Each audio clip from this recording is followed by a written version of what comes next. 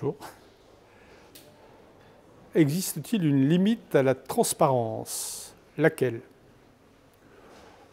À dire vrai, je suis plutôt partisan d'une transparence à peu près totale, au moins quand il s'agit de soi. Quand il s'agit des autres, il est bien évident que la transparence doit respecter les autres.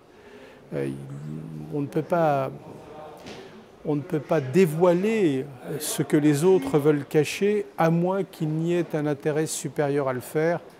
Reste encore à déterminer ce qu'est cet intérêt supérieur. Le numérique facilite l'information et le renseignement.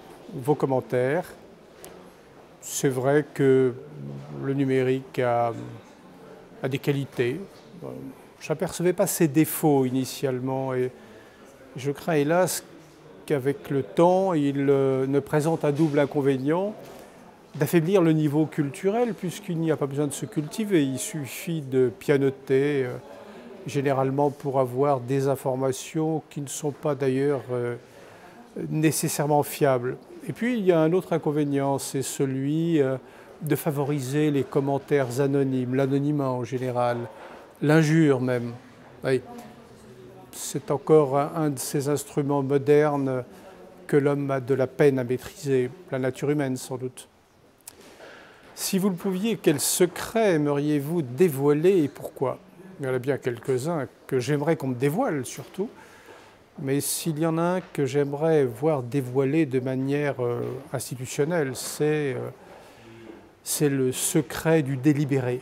Vous savez, cette règle qui protège l'anonymat des décisions judiciaires, qu'il s'agisse de magistrats professionnels ou des délibérés de cour d'assises.